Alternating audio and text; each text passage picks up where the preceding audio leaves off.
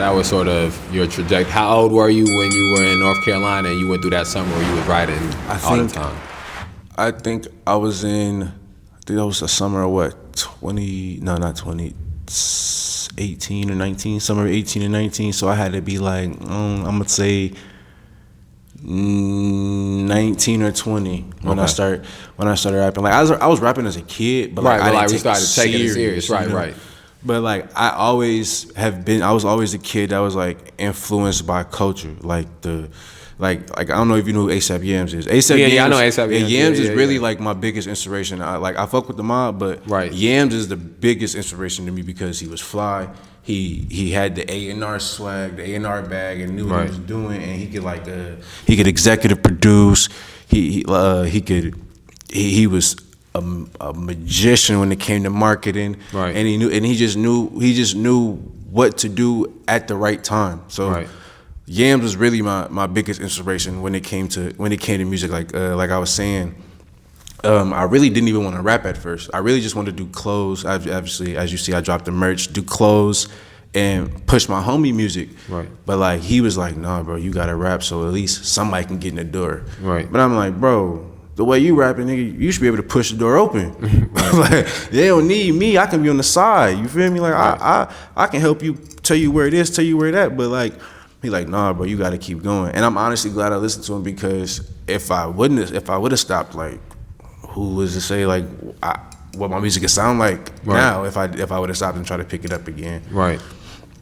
So I always thank him for that. Honestly, I ain't gonna lie. And the trajectory of my growth is actually kind of crazy because I used to mess with a group of individuals, and we were used to record. I think I'm gonna say honestly, probably 4 or 5 days out the week.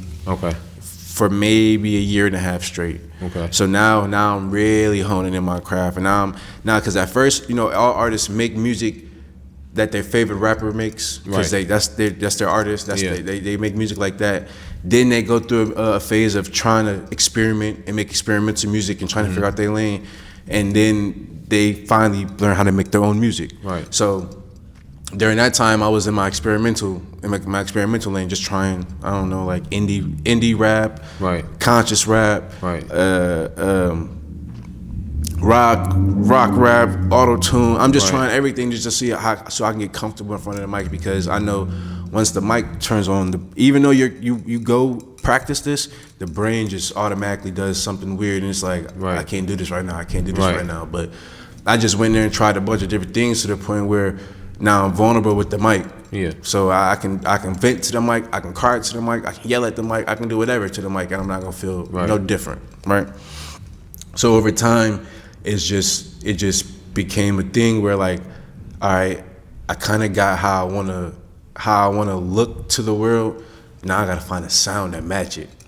Because you like I said, I was going through experimental sounds, and like some of them are cool, some of them are good, but you gotta find that one that you can stick with to make people gravitate to you first. And then you go out and venture out. You feel me? Like, perfect example, how Kendrick, everybody hated Kendrick Lamar for like the last 10 years. He dropped GNX, now he's the greatest rapper ever. It was like, we was telling you that when he dropped Good Kid, Mad City in Section 80. But y'all wasn't hearing that because he was rapping in too many syllables. So you didn't want to hear that. But now he's rapping popcorn bars. It's easy for you to digest, which is fine.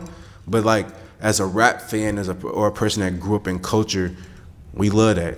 We like either or. We like if you can give us popcorn bars, and we like if you can give us a soliloquy when you rap. You know? And do you feel like now that you're making music, you talked about some of those different phases.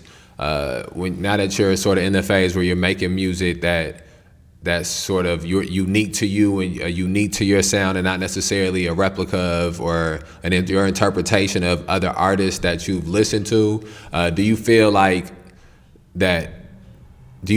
now you sort of create in a place where you feel more free? Like, I felt like a lot when I used to record when I was younger and making music, one of the things that I would always have a lot too is I would be almost couldn't enjoy the music I was making because I was so worried about not even just like comparing it to somebody else, but a lot of times I imagine, I imagined this song would sound like this version of this song, or I imagined when I not even just rap like this, but this song would give me the feeling that this song gave, and it don't necessarily give that. And so I remember as I got more and more comfortable, where even now, like I listen to other people's music a lot less, like especially new music. Like it's a lot of older music that which I grew up listening to that I listen to a lot, but I don't listen to new music as much as I did. And I think that, you know, even now as I write music, I feel more comfortable without having like the extra voice of hearing somebody else just have made a song, and maybe this album is in my head a little bit, or maybe this artist is in my head a little bit, and I feel like I'm trying to make something that gives me the same feeling I just got. And I think that's one of the things that's, you know, real tricky about inspiration. And I'm sort of going around to come back to the question, but I think that's one of the things that's real tricky about inspiration, is that sometimes you can be inspired by something to such an extent that instead of trying to create something that's unique to you, you try to create something that will make somebody feel what you just felt, you know, after you just, you know, listen to this, you know. And that a lot of times that comes out by sound, you know, maybe even rapping like somebody or maybe sounding like somebody, but I think a lot of times too it comes out in feeling like the song's supposed to sound some kind of a way. Right. You know, it's supposed to be something similar to this, or it's supposed to be something that's like this. And I found that the more I'm more comfortable with creating and the more vulnerable I am, I'm more comfortable with the idea of being inspired by something and not trying to go and create something that gives that same feeling,